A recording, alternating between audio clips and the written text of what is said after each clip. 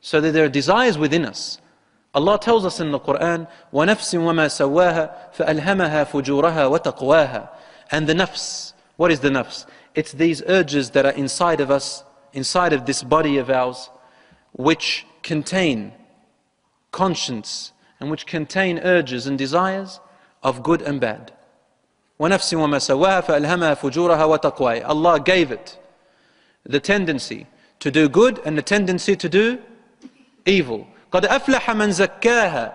He who purifies this nafs takes it zakah, meaning to lift it away from indecency, lift it away from filth, guard it away from what it calls him to do.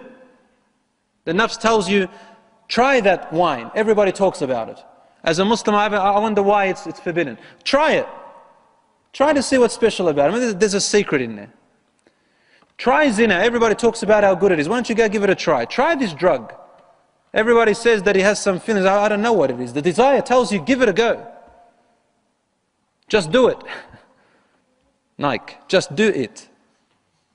Right? That term. You've got to be careful how far you use these terms. Go ahead. Now people say today in the Western world, so long as you don't harm anyone. Ya ikhwan, there is harm in harming yourself. Once you harm yourself, you're going to harm other people. Allah knows best what He has created.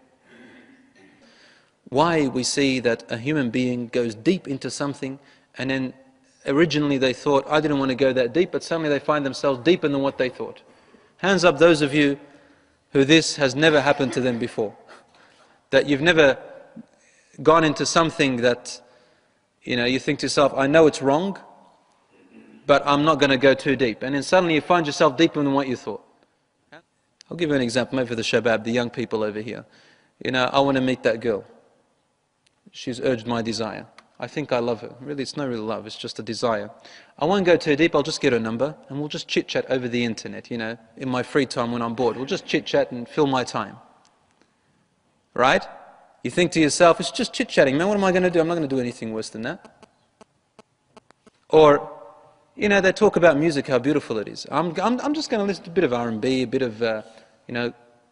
bit of techno, something like that, and I won't go too deep. All those people who go really deep, I'm not like them. I'm going to monitor myself. I think I can control myself. My brothers and sisters in Islam, anything Islam has forbidden, He knows, Allah subhanahu wa ta'ala, that it will do something to your desire in which it will take you deeper than what you thought.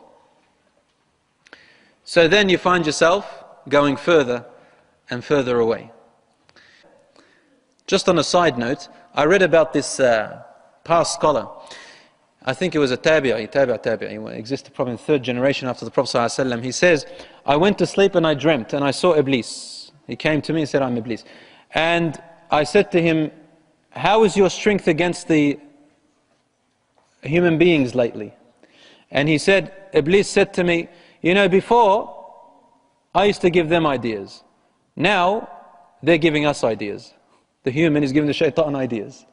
And truly we have gone way beyond Allahu Akbar, the sins which Allah subhanahu wa ta'ala has forbidden. We've gone way beyond that. Don't let me even start on how far human beings have gone with their imagination, colourful imagination in sins.